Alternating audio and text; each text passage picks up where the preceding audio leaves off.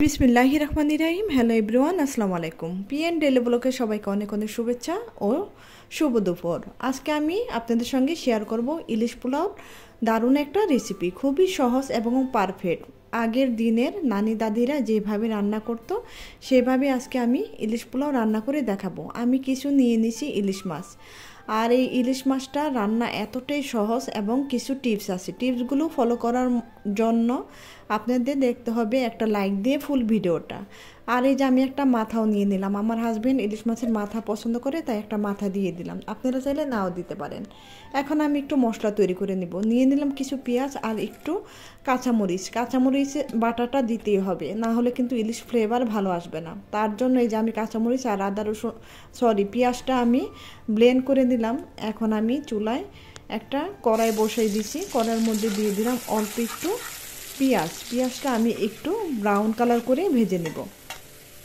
পেঁয়াজটা যখন ভাজা হয়ে গেছে তখন আমি দিয়ে দিলাম পেস্ট করা পেঁয়াজ আর এবং মরিচটা আপনারা ঝাল যে যেমন ঝাল খান সেই অনুযায়ী দিয়ে দিবেন।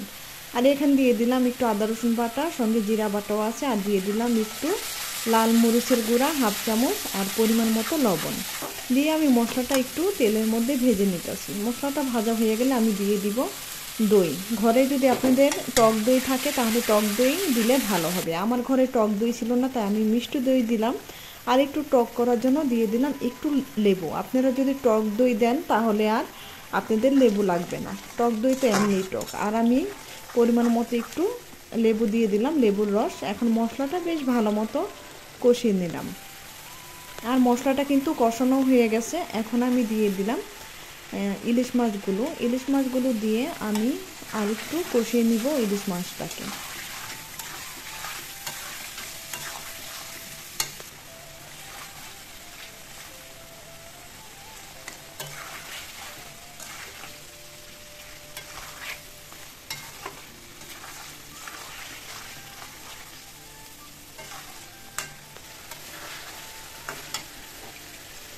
ইলিশ মাছটা বেশ কিছুক্ষণ কষানোর পর যখন দেখবো তেলের ঝোলটা উঠে গেছে তখন আমি আরেকটু পানি দিয়ে দিলাম। যেই ব্লেন্ডারে আমি পেঁয়াজটা পেস্ট করেছিলাম সেই ব্লেন্ডারটা ধুয়ে একটু পানি দিয়ে দিলাম, বেশি পানি দিব না, মাছটা একটু শক্ত শক্ত থাকলেই ভালো হবে। এখন আমি এই মাছটাকে একটু ঢাকনা দিয়ে বসিয়ে রাখবো 5 মিনিটের মতো, ভাপে একটু সিদ্ধ করে নিব। আর মাছ তো ইলিশ মাছ পোলার মধ্যে দিলে অটোমেটিক সিদ্ধ হয়ে যাবে। এখন আমি সেনে দিয়ে লাড়া দিলাম না, এইভাবে একটা কড়াইটাকে একটু কাপড় দিয়ে ধরে তারপর একটু লাড়াচাড়া দিয়ে দিলাম। এইভাবে দিলে কিন্তু মাছগুলো ভাঙার সম্ভাবনা থাকে না। এখন আমি সেই মশলার থেকে মাছগুলো আলাদা করে নেব।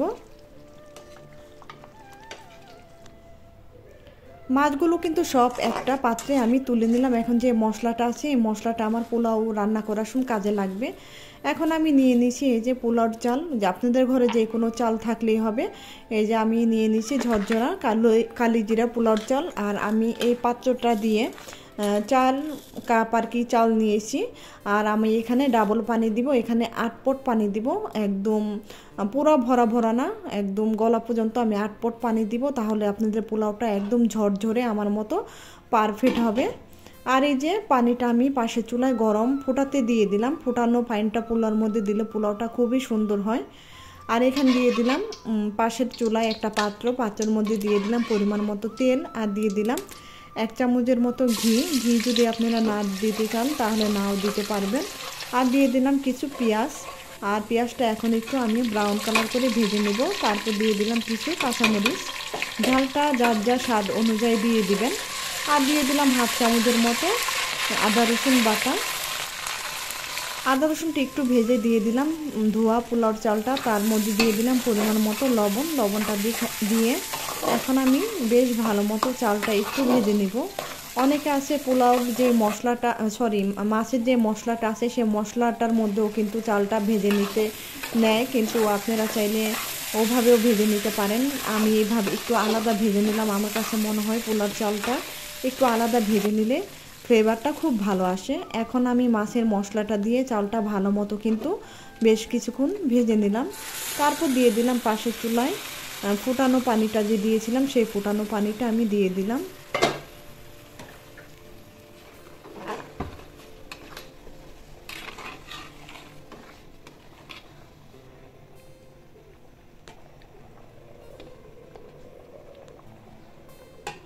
ফুটানো পানিটা দিয়ে আমি ঢাকনাটা দিয়ে দিলাম। কাঁচের ঢাকনাটা দিতে চেয়েছিলাম, আসলে সেটা হবে না, তাই দিয়ে দিলাম আবার সিলভারের ঢাকনাটা।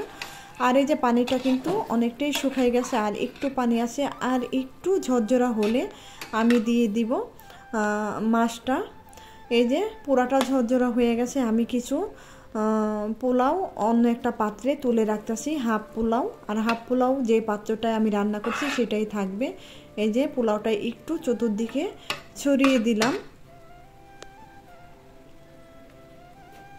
তারপর আমি সব মাছ, ইলিশ মাছগুলো পোলাওটার মাঝখানে দিয়ে দিব, দিয়ে তারপরে বাকি যে মশলাটা আছে সেই মশলাটাও কিন্তু দিয়ে দিব, ইলিশ মাছের যে একটু মশলা আছে সেটা।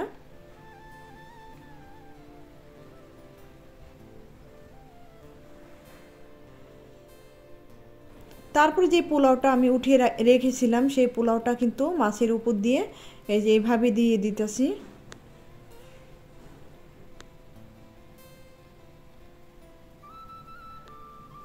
পুরো পোলাওটা দেওয়ার পরে এখন আমি ভাপে দিয়ে রাখবো প্রায় 10 মিনিটের মতো। 10 মিনিটের মতো ভাপে দিয়ে রাখলে পুরো পোলাওর সেন্টটা সারা পোলাওর মধ্যে ছড়িয়ে যাবে। আর এই যে দেখেন হয়ে গেল আমার ইলিশ পোলাও রেসিপি। চাউলটা কিন্তু আপনারা আমি যখন ভাত খাবো তখনই দেখতে পারবেন, যখন আমি পোলাওটা খাবো একদম কতটাই যে ঝরঝরা হয়েছে। একটার সাথে কিন্তু একটার গায়ে কিন্তু একটা পোলাও লাগবে না, এতটা পারফেক্ট এবং ঝরঝরা হয়েছে। আমার মতো এই রেসিপিটা কিন্তু ফলো করলে টিপস সহ আপনারা কিন্তু সবাই খুব সুন্দর করে ইলিশ পোলাও রান্না করে নিতে পারবেন। যারা নতুন রাঁধুনি তাদের উদ্দেশ্যে আমি বলতাছি, আর যারা সবসময় রান্না করেন তারা তো জানেনই ইলিশ পোলাও রান্নার চেয়ে এত সহজ রান্না পৃথিবীতে আর কিছুই নাই আমার কাছে মনে হয়। আর মাশাল্লাহ খেয়ে তো সবাই অনেক প্রশংসা করছে। আমার 2 ছেলে খেয়ে বলছে যে মামুনি ইলিশ পোলাও এভাবে তো রান্না করতে পারো, তাহলে তো আমাদের মাংস, বিরিয়ানি, রোস্ট এসব লাগে না, এত টেস্ট ইলিশ পোলাও।